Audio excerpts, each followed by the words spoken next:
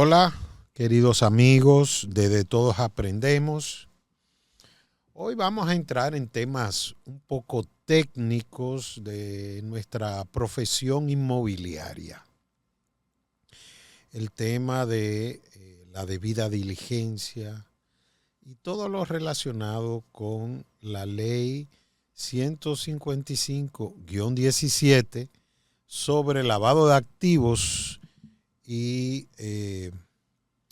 persecución del terrorismo.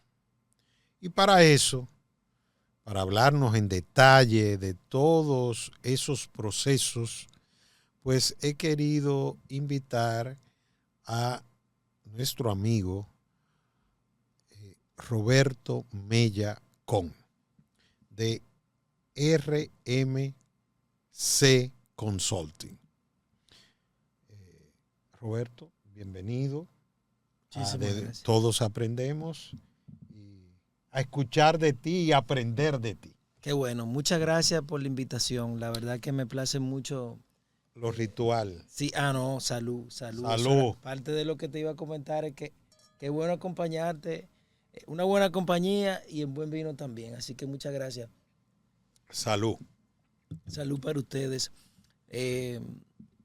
Muchísimas gracias por esta invitación a tu casa. Hay que reconocer que disfruté mucho también tu actividad, tremendo evento, el de Reunido, yo me lo disfruté muchísimo. Desde las 8 como hasta las 12, 1 de la mañana, creo que estuvimos allí compartiendo. Sí, pues te lo tiraste enterito. Entero, sí. Me viví toda la experiencia, así que qué bueno estar ahora en tu programa y hablar de una forma ligera, suave, en vinos, entre amigos, sobre un tema que a veces es tan denso. Tú viniste ligero. Yo vine ligero. Para quitarle ese peso al tema. Y yo me puse un poquito más formal, cometiendo un error, pero nada, aquí estamos. La idea es quitarle como esa visión de legalidad, de formalidad, y hablarlo de una forma práctica, que yo pienso que Roberto, es lo que necesitamos. Tú eres economista. Y contador también. Sí. Pero esto no es un tema más legal que... Mira, este es un tema que tiene que ver más con procesos. Y nosotros los economistas, en temas de productividad, de eficiencia, yo pienso que aprendemos mucho aparte de los números. Y como contador aprendí la parte de auditoría, de revisión, que también esto conlleva. Porque lo que yo hago no tiene que ver con la parte penal del lavado de activos, tiene que ver con el trabajo con las empresas, ¿no? Y yo tengo que ver mucho con implementación de política, de procedimientos, de herramientas, hacerle entender a las personas qué hacer. Entonces, bueno, no tiene que ver tanto con abogados. De hecho, los abogados puro y duro se le hace muy difícil este tema porque no saben cómo poner en práctica lo que dice la ley. Y entonces ahí es donde asesores como nosotros aplatanamos las cosas, ¿verdad? Las llevamos a un plano no tanto teórico, sino ya de aplicación y de procedimiento. ¿Qué es lo que las empresas necesitan para poner en esto a funcionar? Llévanos de la mano. En el 2017, por obra y gracia de alguien, este país se vio envuelto quizás por corrientes internacionales en la obligación de aprobar una ley sobre el financiamiento del terrorismo y sobre el lavado de activos. Probablemente eso ha marcado un antes y un después. Definitivamente. Desmenúzame eso. ¿Qué impacto? ¿Por qué? ¿Para qué? ¿Quién nos trajo eso? Claro. Mira, nosotros ya desde el 2002 teníamos una ley que regulaba el tema del lavado de activos en República Dominicana. Lo que ocurrió es que el país en esa fecha se embaucaba, entraba en un proceso de una evaluación internacional, que es del Grupo de Acción Financiero, que evalúa a los países. En esta cuarta ronda de evaluación nos evaluaba un grupo que se llama Gafilat. Entonces, este grupo viene y revisa si lo que está establecido en un estándar internacional. Gafilat. Gafilat, sí. Que es como un desprendimiento de Gafi, que es el Grupo de Acción Financiero, que digamos que es como el equivalente de quien emite las normas ISO de calidad, pero no es ISO, ¿no? Es una norma de calidad en materia de prevención del lavado de activos y esas normas son las 40 recomendaciones. Se supone que los países deben de adherirse a estos lineamientos, a este estándar. Las regulaciones tienen que cumplir con el estándar, pero también el país tiene que demostrar que está cumpliendo con ese estándar. Entonces, quien se porta mal públicamente lo ponen en una lista, vamos a poner en una lista negativa, que provoca impactos como país, que provoca impactos ¿Qué tipo de impactos económicos? Por ejemplo, Panamá en una ocasión cayó en una llamada lista gris, que es como la antesala de la lista negra, y 80% de su banca corresponsal se retiró. Eso significa que muchos bancos, digamos, de Europa y Estados Unidos cerraban cuentas. ¿Fue cuando cuentas. los papeles? No, fue antes. No tuvo que ver con los papeles de Panamá. Estuvo cerca. Tenía que ver más con el incumplimiento de este estándar. Entonces, bueno, poner en riesgo relaciones corresponsales es poner en riesgo todo el sistema de pago internacional de la República Dominicana y de remesa. Y eso es bastante. Porque las remesas aquí representan un porcentaje importante del PIB. Hablamos creo que más de 10 mil millones de dólares al año. Entonces, teníamos que conservar esa buena... Bueno, no solamente la remesa, el turismo en cierta forma... El turismo no se ve afectado, porque el turismo viene con su dinero y lo gasta, eso no sería un problema. Lo que hablamos es más de esos bancos que liquidan operaciones con los bancos nacionales y las remesadoras nacionales. Si le cierran cuenta, no hay forma de cómo llegar ese dinero que yo le quiero pagar a un suplidor que está en China vía un banco estadounidense o un banco europeo. Eso no va a existir. Entonces, ¿cómo le hago llegar ese dinero? Por barco, por avión, eso sería imposible. Entonces, el país, al verse amenazado en una situación financiera real, tuvo que adecuarse. Y una de las cosas que hizo fue revisar su ley 7202, que debía de adaptarse al nuevo estándar que había sido revisado ya para los años 2010. Entonces, ¿y estamos cumpliendo al pie de la letra hoy en día? No caímos en lista, hay muchas cosas que mejorar, pero los avances del 2017 a la fecha, de como yo conocí este sistema a como tenemos hoy, definitivamente que es un avance extraordinario. Claramente todavía hay mucho que hacer porque los sujetos obligados son muchos, el país no ha sido educado correctamente para entender que esto existe, que cuando van a comprar una propiedad inmobiliaria le van a hacer preguntas. Entonces, son cosas que todavía a nivel de educación y cultura, y yo no digo del sujeto obligado porque las autoridades competentes han hecho bastante por tratar de educarlo. De hecho, yo fui el consultor que intervine en ese proceso de socialización de la ley cuando era un proyecto, ¿no? Entonces, ese esfuerzo título suena feo. ¿Cuál título? Sujeto obligado. Sí. Debería ser sujeto colaborador, ¿verdad? Sí, bueno, pero ese es, así que se llama casi en todos los países. Okay. ¿Quiénes son los sujetos obligados en República Dominicana? Bueno, tenemos bastante. Hay un sector, se dividen en dos, en sujeto obligado financiero y no financiero. Los financieros son los tradicionales como la banca, el mercado de valores. También tenemos ahora las cooperativas que son 9 en este proceso, las aseguradoras, los corredores. Luego pasamos al no financiero. Corredores de seguros. De seguros. Son sujetos obligados. Luego pasamos a los no financieros, como es toda la parte inmobiliaria, como constructores, agentes inmobiliarios, las joyerías, los casinos. En la parte financiera también tenemos los agentes de cambio y remesa, los dealers de vehículos, los concesionarios, los que venden armas. Hay una figura que casi nadie se lo cree, pero las casas de empeño están allí en la ley como un sujeto obligado. Realmente no se ha sabido qué hacer con ellas. Yo pienso que son sujetos obligados que eventualmente sacarán de la ley, pero también es un sujeto obligado las casas de empeño. Entonces, es diverso. Las casas de apuestas, todo lo que es juego de azar, también son sujetos obligados. Los abogados, los contadores. Las casas de apuestas. Sí, pero eso... Y cuando ahora anda por ahí una ley sobre regular el juego o regular más o organizar ese mundo. No conozco los detalles, pero he escuchado. Eso quiere decir que cada vez que vaya alguien a apostar tiene que... El modelo actual no es en la apuesta, el modelo actual es en la ganancia. Cuando tú te ganas un dinero, debes de pasar por una ventanilla a partir de cierto monto y te tienen que hacer un levantamiento de información.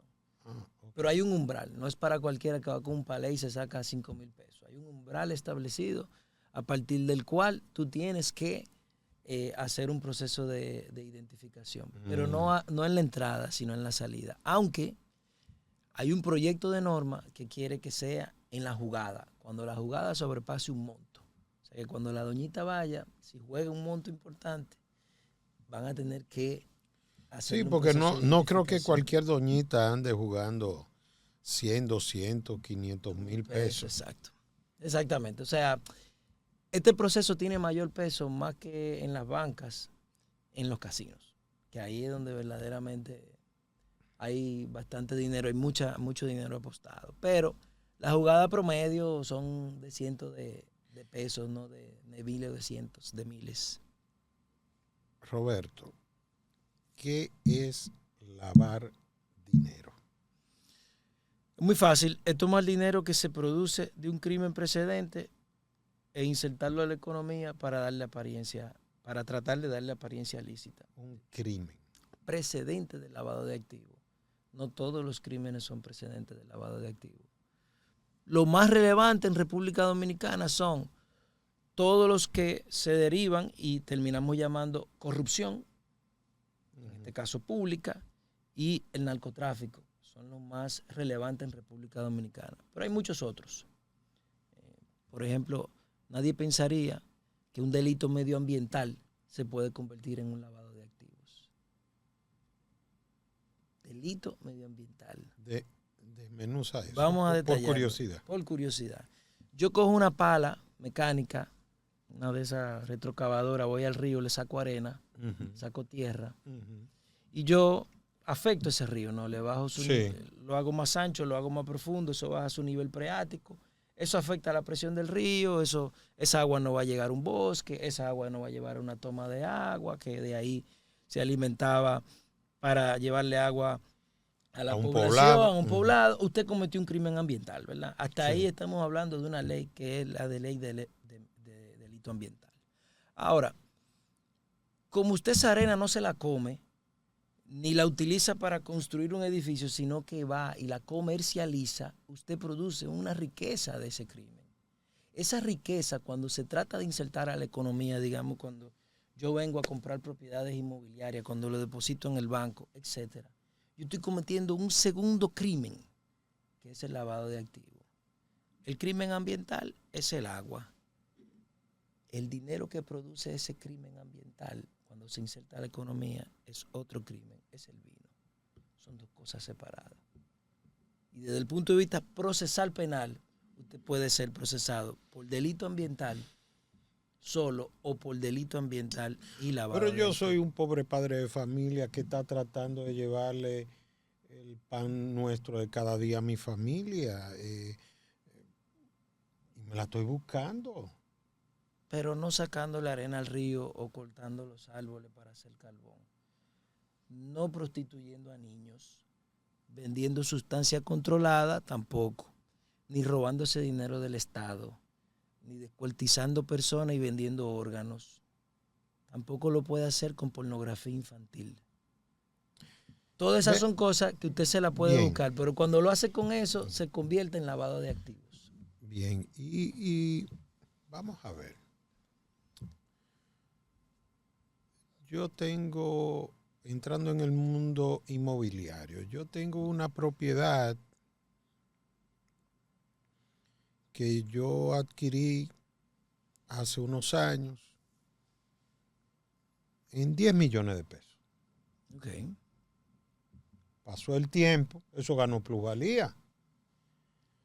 Y ahora la vendo en 40.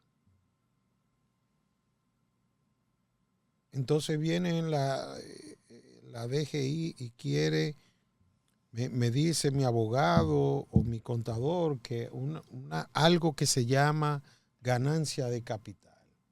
Y que esa propiedad yo la compré en 10, ahora la estoy vendiendo en 40 y Impuestos Internos me quiere quitar el 25% de lo que yo me gané, fue mi dinero. Bueno, eso responde. Eso es lavado. No, eso es un tema impositivo, puro y duro. Es un tema impositivo puro y duro. Ahora déjeme decirle algo. Pero ¿y si yo hago doble contrato? Porque me quiero ahorrar el pago de esos impuestos. Si se comete un delito tributario, en cuyo caso lo que usted expone podría pasar por defraudación tributaria, podría convertirse en lavado de activos también. Podría, sí. Vamos a ver, yo me combino, soy el propietario, me combino con el comprador, él me paga los 40 millones. Sí. Pero él y yo llegamos a un acuerdo, hacemos 2 contratos. El de 10, que fue por lo que yo lo compré originalmente, le podemos poner un par de millones de pesos más para que no diga la renta nada. Y uno le paga unos chelitos y pongo 12, pero quedan 28.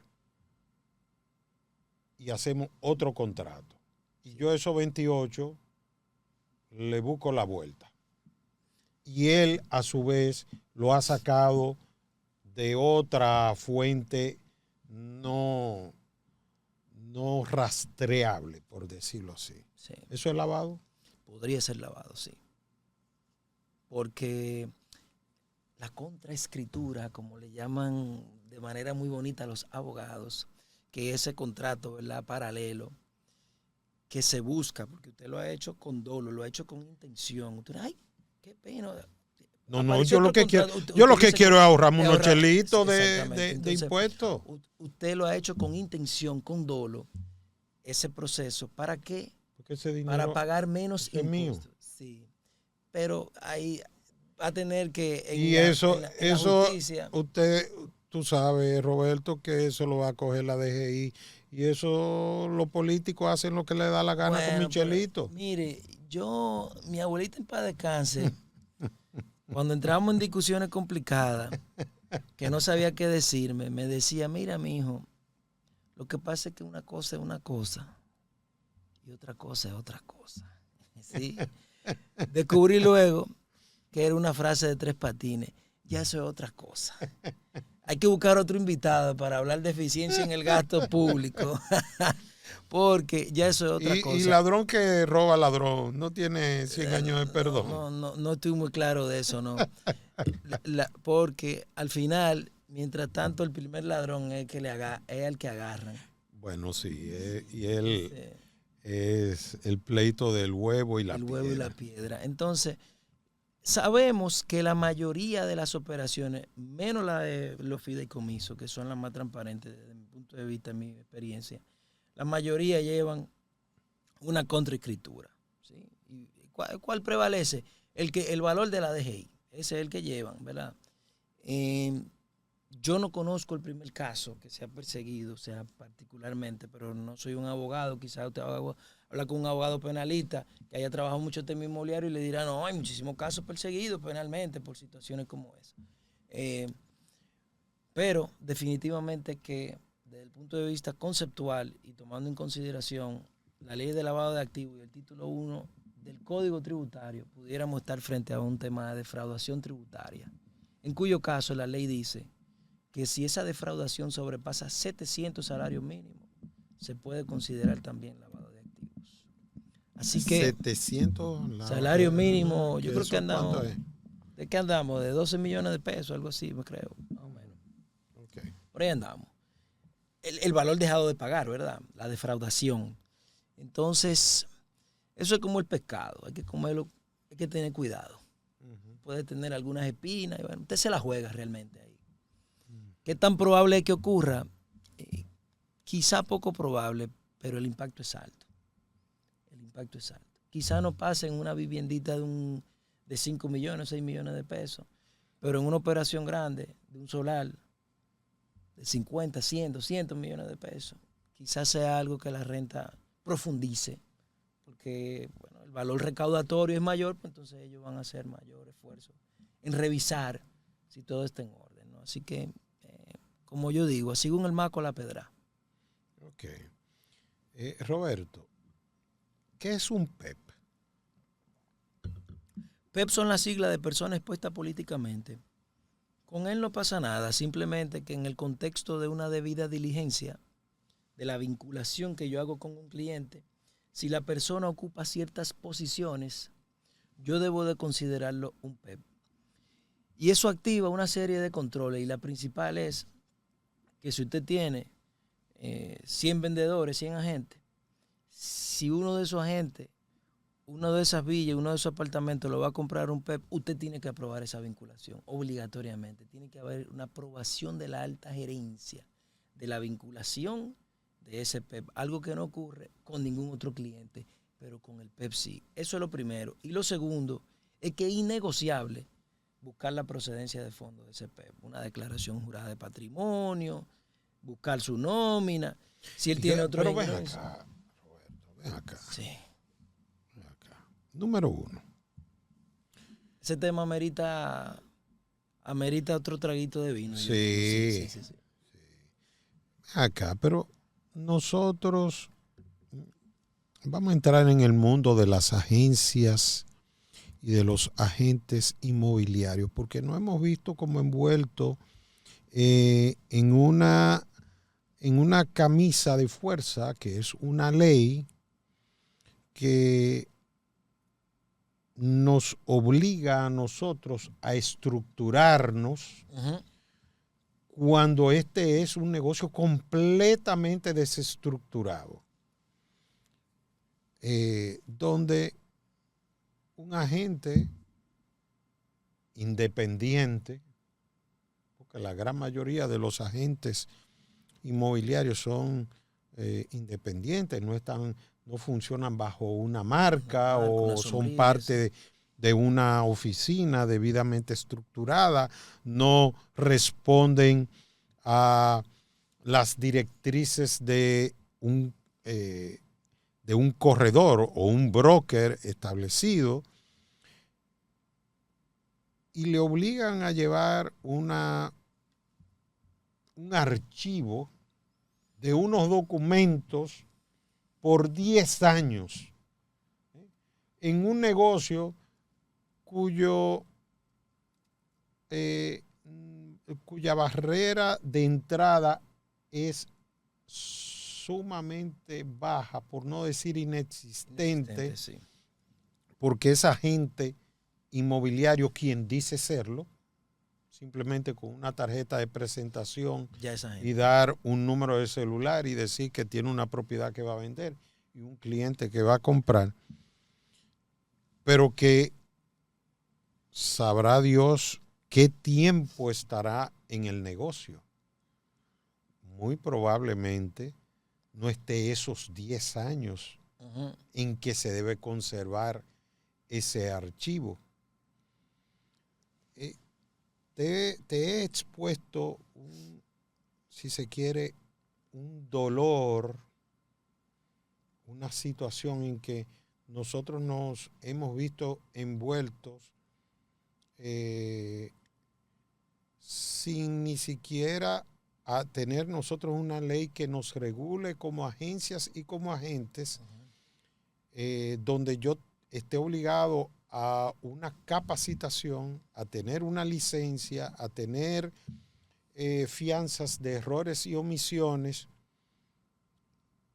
y que yo estoy expuesto simplemente porque tengo una oficina un poquito más estructurada y una marca que defender. Ayúdame a entender esta situación. Sí.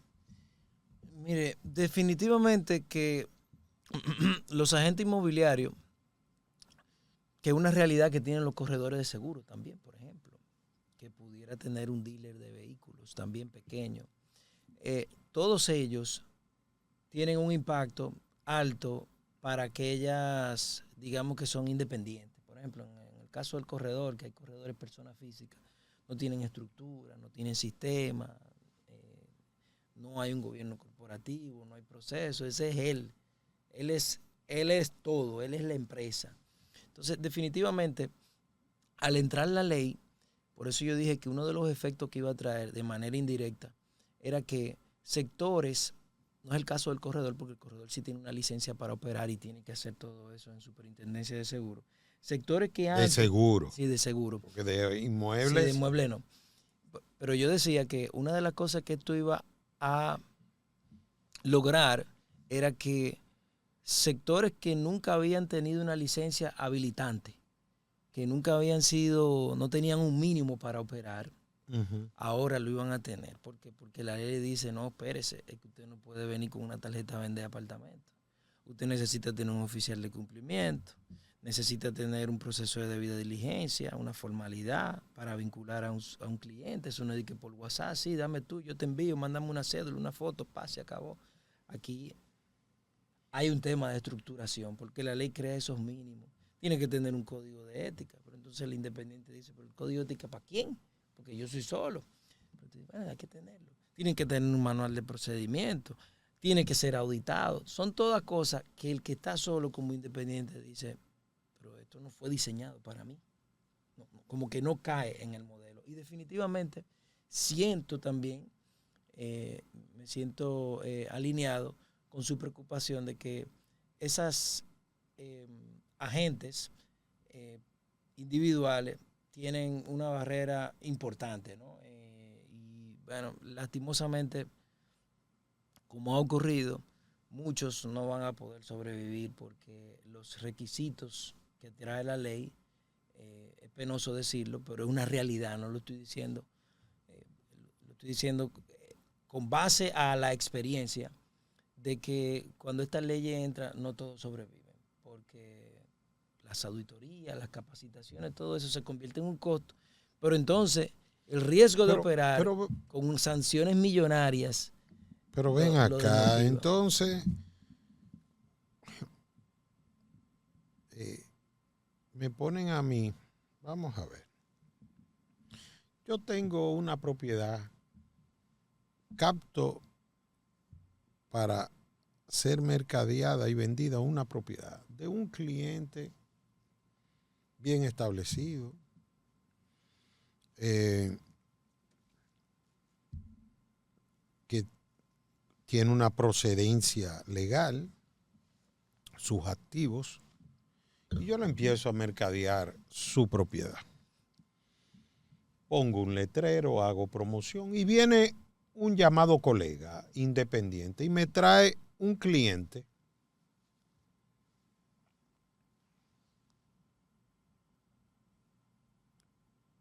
todo aparenta que esa persona cumple con los mínimos requeridos. ¿Vendo o no vendo? ¿Qué le digo a mi propietario? ¿Cómo yo puedo determinar, tener certidumbre de que no le estoy vendiendo a un PEP, que no le estoy vendiendo a un lavador, cuando ese agente que ha traído el cliente, hasta sabe Dios, se ha enganchado a gente solamente para hacer esa transacción, representando a un tercero de dudosa procedencia?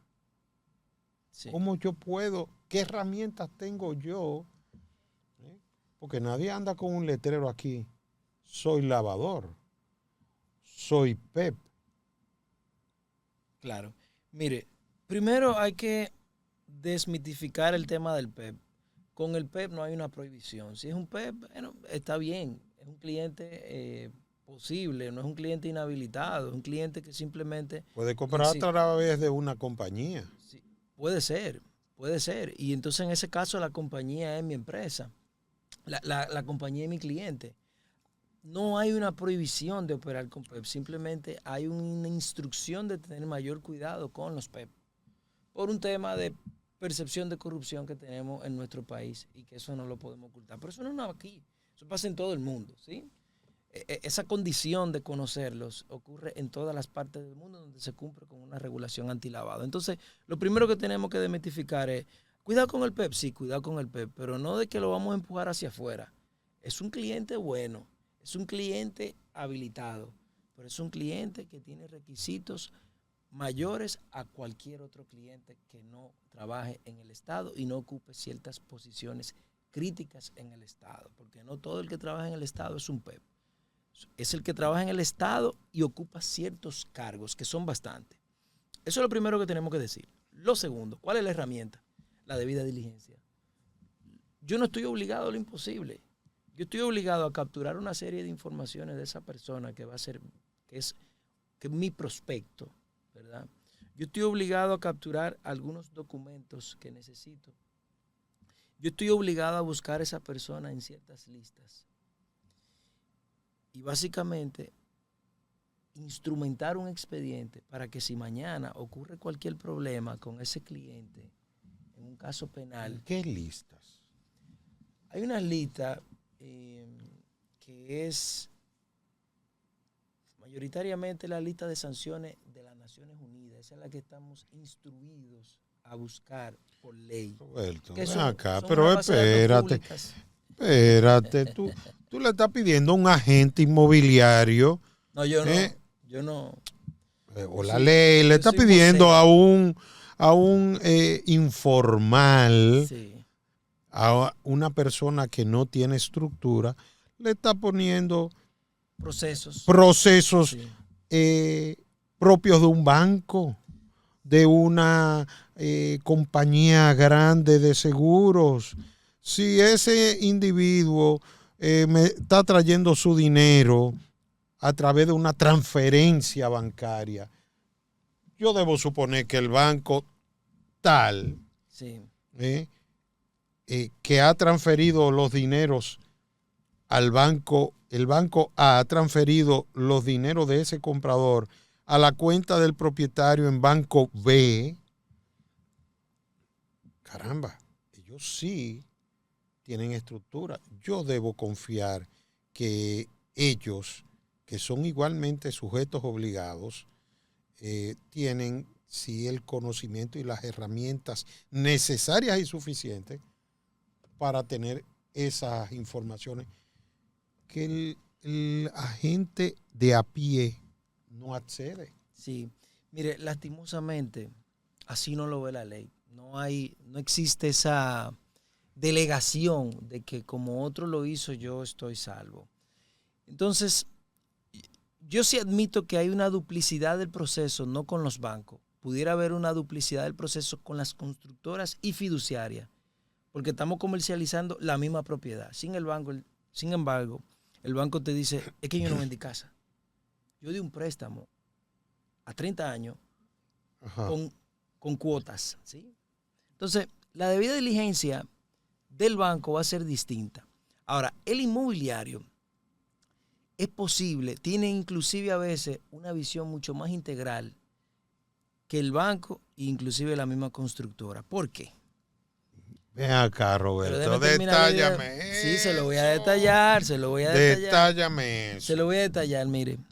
El agente inmobiliario, al igual que el corredor de seguros, usted conoce porque usted le vendió la casa en la que él vivía. Se divorció y ahora compró un nuevo apartamento. Ese apartamento, ese agente fue que lo ayudó, porque yo con Mélido que busco. Yo no con a más nadie. A mí mi propiedad es con Mélido que yo resuelvo, ¿sí? Él se divorció, le dejó la casa, ahora tiene un nuevo apartamento. La casita en la montaña, porque él entró en crisis de los 60, ahora no quiere montaña, quiere playa. Él te la entregó a ti para que la vendiera. Sí. ¿Sí? Y ahora está comprando otra propiedad en la playa, Punta Cana, uno de esos proyectos. Y ese también, tú se la manejaste. La noviecita, que por eso fue que se divorció, que vive en otra casa, a nombre de él, fuiste tú que se la gestionaste también. Adivina que esos préstamos fueron en 5 bancos distintos. ¿Quién sabe que ese señor tiene 300 millones de pesos en propiedad? No es más nadie, es Mélido. el banco tiene un préstamo. Hay maldad en tus No, hay comentarios. realidad. Hay realidad, Amelio. Déjame decirte, y lo que quiero concluir con Pero esto. entonces, ¿cómo sepas, vivo? No. Así, no vendiendo. Vendiendo propiedad, dando el servicio. Tú tienes que dar el servicio. Ahora, lo que te han puesto unos requisitos para ese servicio. Y yo comprendo que cumplir con esos requisitos requiere ahora un esfuerzo y requiere de una energía, ¿verdad? Que a veces no es fácil. Ahora, te voy a decir una cosa. La gente me dice, el riesgo está en el banco. Mira, mientras más cerca estamos del cliente, más riesgo estamos. Pero él es el depositario del dinero del cliente. Sí, y es posible que el banco le hagan preguntas, pero a quien vieron mostrándole propiedades, a quien lo representó, quien está a veces en los contratos, es la parte inmobiliaria, y ese también lo va a llamar. Entonces, no estamos diciendo que sea más culpable que un banco, estamos diciendo simplemente que una cosa no sustituye a la otra. Además que la ley no te lo va a permitir, porque no es la DGI. Señor juez, pero venga acá, ¿y cómo yo vivo? No, vendiendo propiedades. Y vamos a seguir vendiendo propiedades. Hay que vender mucho. Ahora, hay que vender bien. Entonces, ¿qué pasa? Que ahora hay una ley que te pone un requisito mínimo. Antes no había requisitos. Antes, como tú dices, yo te doy una tarjeta y con tarjeta si quieres, porque ahora tú tienes una tarjeta, tú la pasas, toma, escanea aquí, una tarjeta digital. Sí, toma, escanea esa, ya te tengo la propiedad y se acabó, ese es tu único costo. Mira, eso fue lo que tú compraste para ser agente inmobiliario. Ya tú eres agente inmobiliario con una de estas, ¿verdad? Entonces ahora la ley te dice, no, usted no es agente inmobiliario. Usted es agente inmobiliario cuando cumpla con estos requisitos y le ponen un mínimo para operar. Realmente se convierte en un costo mínimo.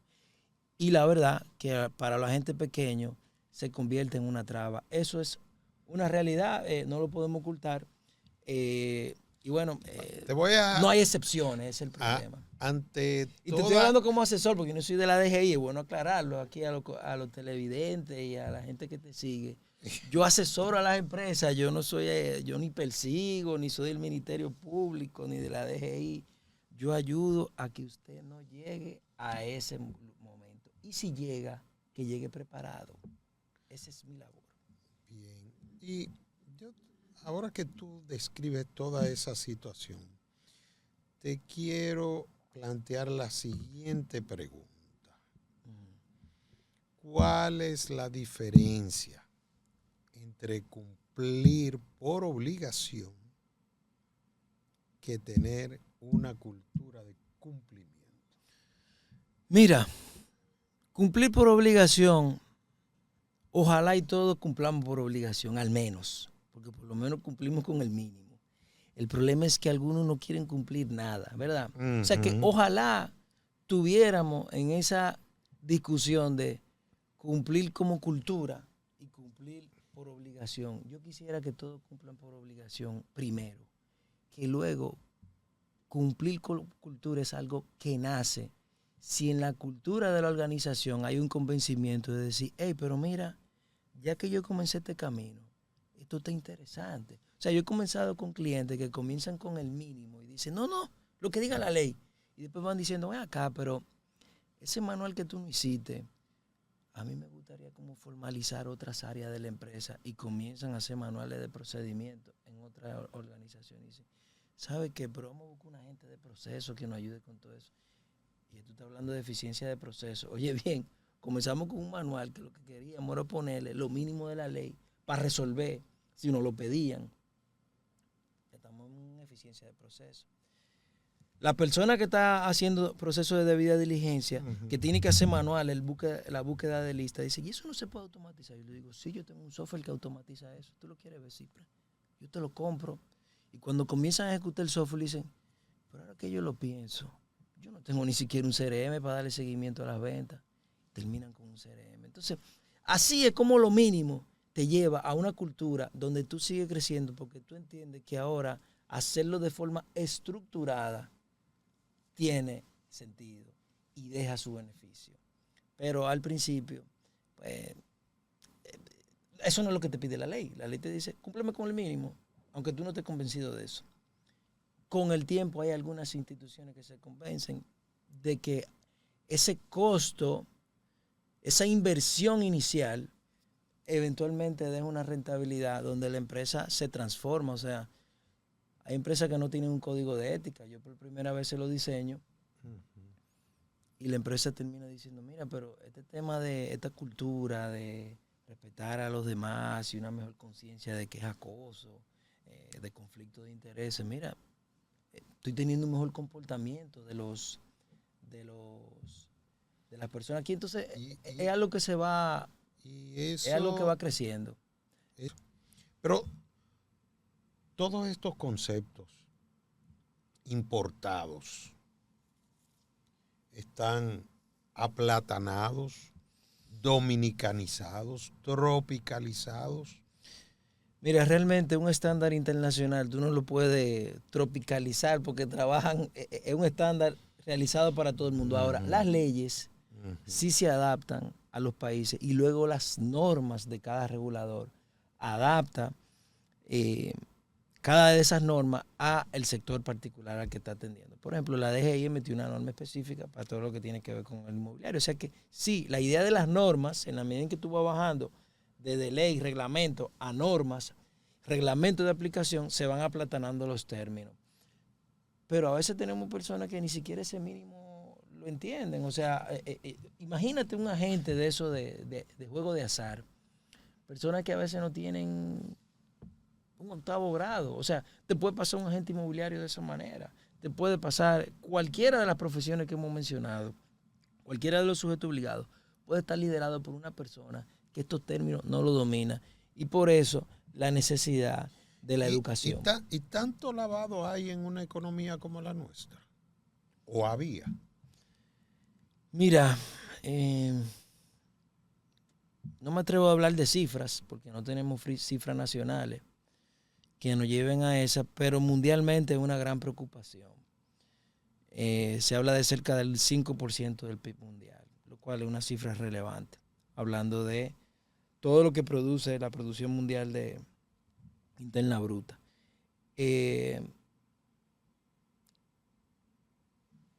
O sea, por un 5% le estamos complicando la vida al resto del 95%.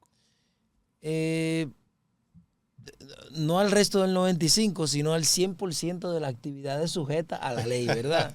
No al 95%, porque hay muchísimas cosas que no son sujetos obligados. Por ejemplo, hay actividades vulnerables. Mira, la financiera manejan una cantidad de dinero enorme, sumamente vulnerable.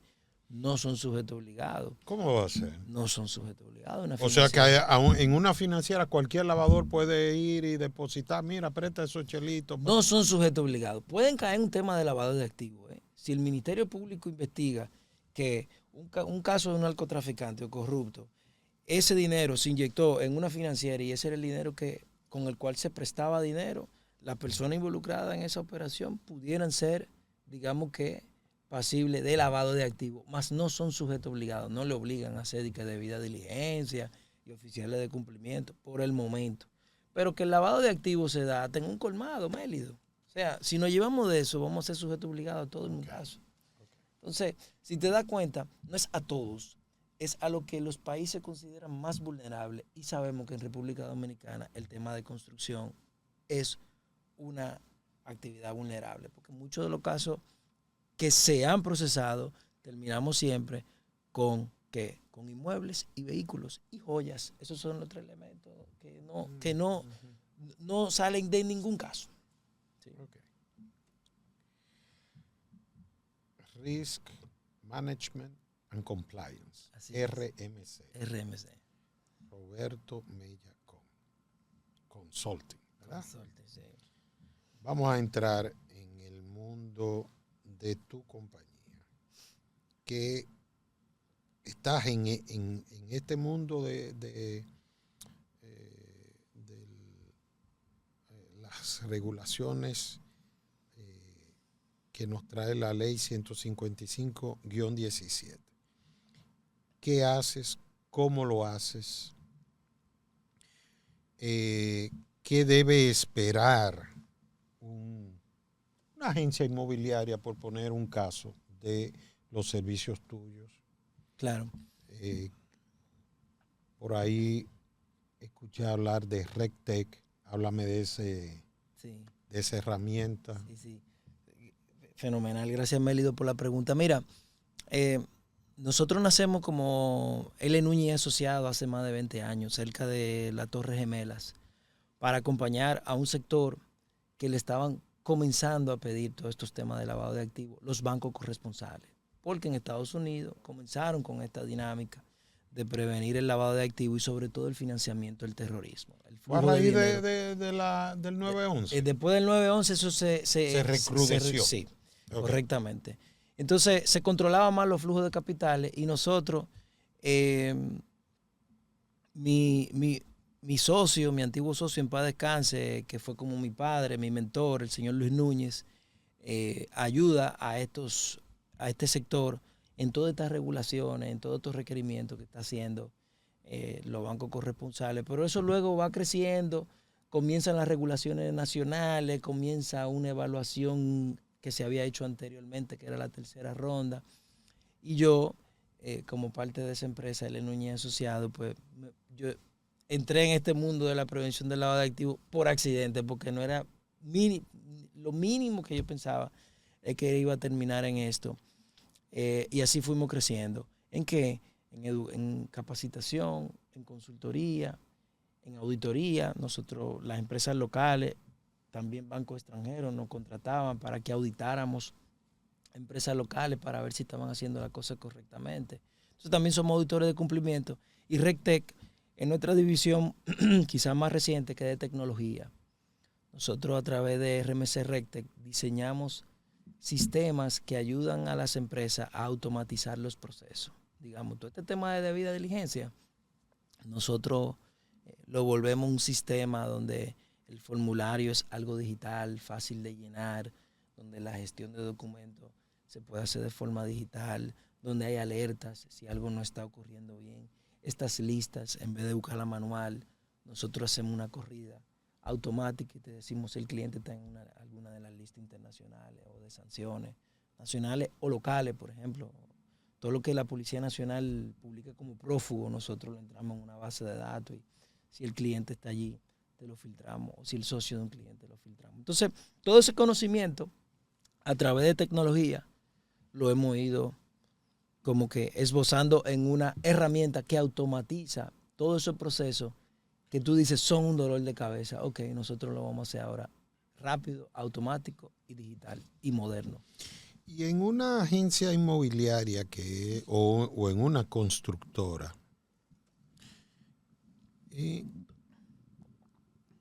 ¿cuáles son los costos? Vamos a partir de una operación inmobiliaria en una agencia. Vendí una casa, 10 millones de pesos, están involucrados dos agentes, un captador y o listador, y el que representa al comprador trae el cliente. Y de esa operación de 10 millones de pesos hay una comisión de un 5%.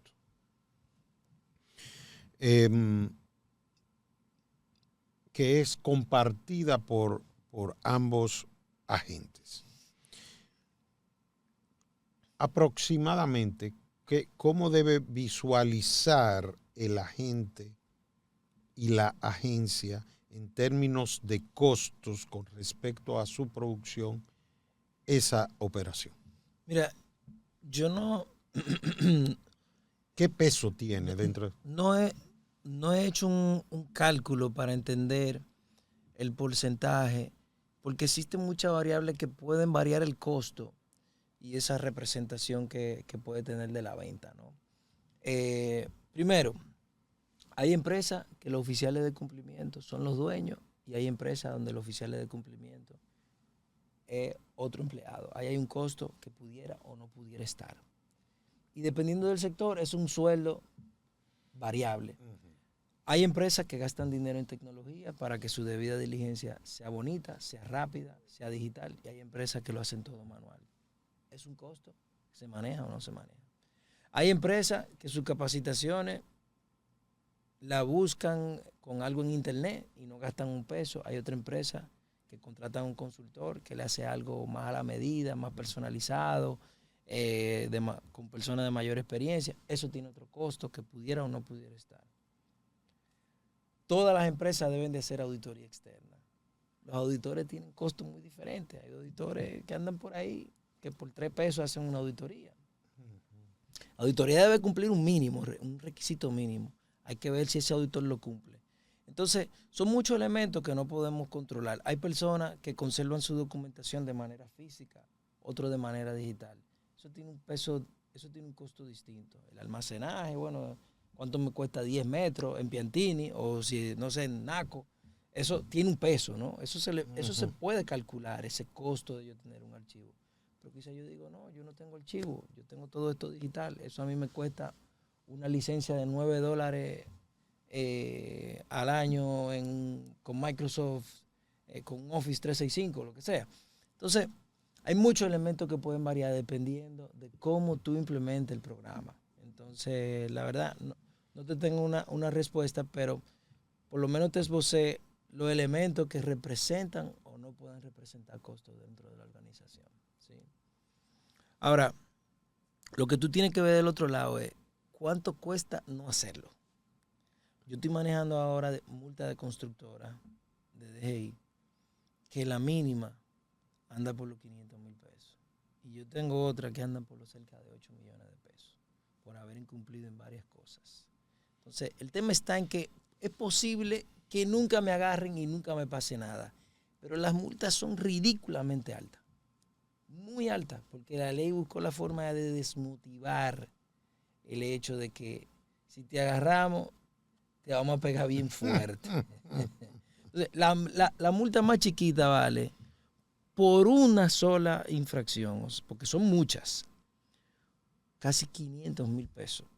Si no tiene oficial de cumplimiento, agárrese de 1,000,000 y pico. Si no se registró en la UAF, agárrese de 400 y pico. Si no tiene debida diligencia, agárrese. Y te van sumando. Entonces, el costo es alto. Es un costo oculto porque puede o no puede darse, pero cuando te pega, pega duro. Y lo digo porque manejamos casos de multas. Actualmente se está manejando muchas, de hecho. Ahora la DGI está muy activa, sobre todo en el sector construcción. Bueno. Roberto. Salud. Ese es el tema complicado. El tiempo ha pasado. Ya tenemos, déjame ver, prácticamente 55 minutos dialogando sobre este tema. Y creo que tendremos que repetir oportunamente este encuentro y actualizar a nuestra audiencia y de manera particular a nuestros colegas, agentes y corredores del mundo inmobiliario y también a nuestros clientes, promotores y constructores que desarrollan todo tipo de proyectos inmobiliarios. Gracias por tus conocimientos compartidos y caramba, hasta la próxima. Muy bien, gracias. Y que se repita con el vino. Sí, señor. Muchas gracias. Y gracias a ustedes por acompañarnos una vez más en De Todos Aprendemos. Salud y hasta la próxima.